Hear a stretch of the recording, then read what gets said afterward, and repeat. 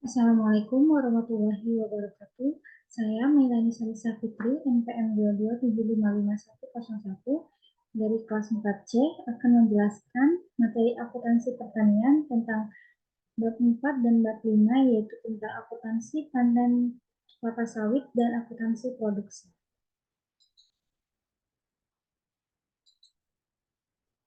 Definisi panen.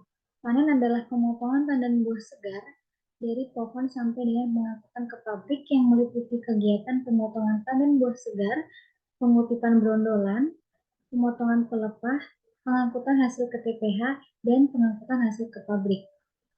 Kemudian, secara umum kelapa sawit dapat dipanen pada umur 3,5 tahun dari masa penanaman, tergantung mutu perawatan yang diberikan dan jenis varietas yang ditanam. Lalu pemanenan yang terlalu muda mengakibatkan sedikitnya kelapa sawit yang dihasilkan. Dan pemanenan yang terlalu tua akan menyebabkan buah akan segera membusuk.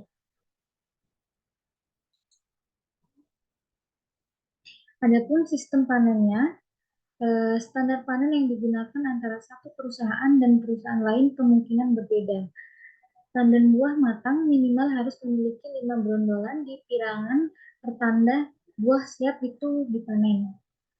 Kemudian pelepah yang ditunas dipotong 3 bagian dan disusun rapi pada gawangan mati. TBS dan brondolan disusun rapi di TPH untuk pengangkutan ke pabrik. Lalu tangkai buah dipotong menyerupai huruf V.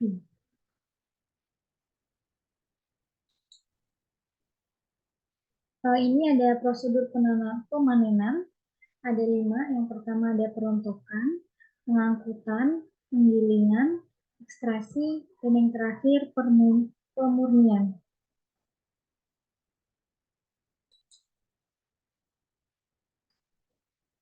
Identifikasi biaya panen itu ada 5. Yang pertama ada biaya tenaga kerja, biaya transportasi, biaya perlengkapan panen, biaya peralatan panen, dan biaya perawatan TM.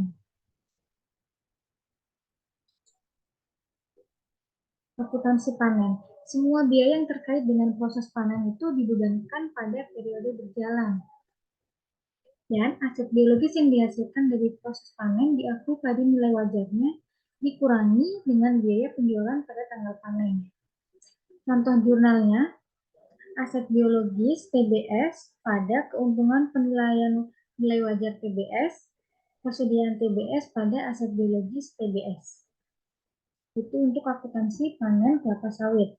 Sekarang kita akan lanjut ke akuntansi produksi.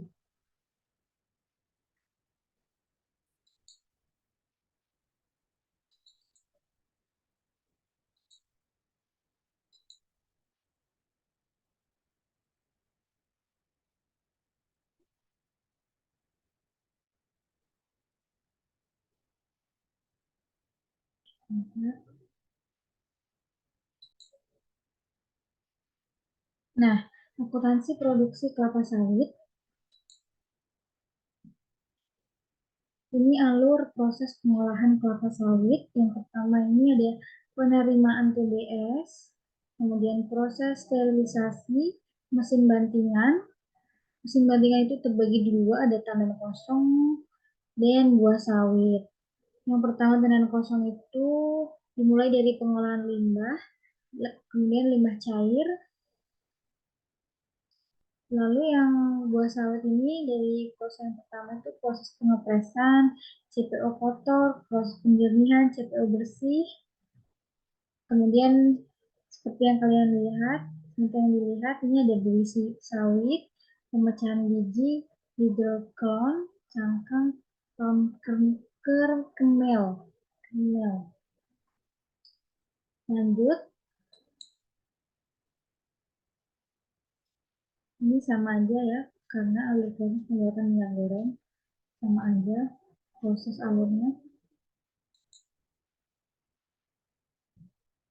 Oke, akuntansi produksi kelapa sawit.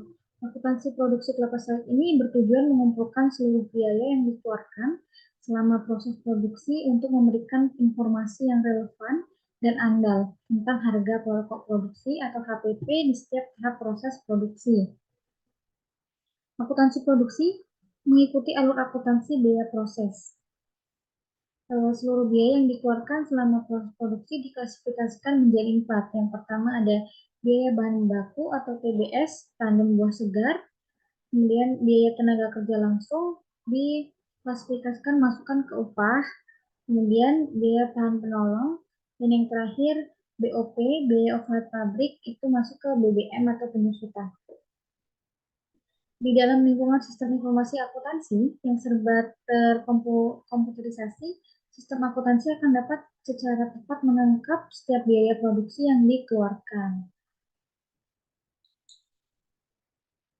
Ini jurnal proses produksinya. Pengumpulan biaya produksi yaitu BDP biaya bahan baku pada persediaan TBS, BDP biaya tenaga kerja langsung pada kas atau bank, BDP biaya bahan penolong pada persediaan bahan penolong, kemudian BDP biaya overhead pabrik pada persediaan overhead pabrik atau dan lain-lain. Ini jurnal yang pengakuan persediaan barang jadi. Jurnalnya persediaan barang jadi pada BDP biaya bahan baku, BDP biaya tenaga kerja langsung, BDP biaya bahan penolong, BDP biaya overhead pabrik. Kemudian jurnalnya untuk pengakuan persediaan dalam proses akhir tahun, yaitu persediaan barang dalam proses pada BDP biaya bahan baku, BDP biaya tenaga kerja langsung, BDP biaya bahan penolong, dan BDP biaya overhead pabrik. Dan yang terakhir ini jurnal untuk penjualan barang jadi ya, yaitu bank atau piutang pada penjualan dan beban pokok penjualan pada persediaan barang jadi. Begitu saja materi yang saya sampaikan. Saya akhiri. Wassalamualaikum warahmatullahi wabarakatuh.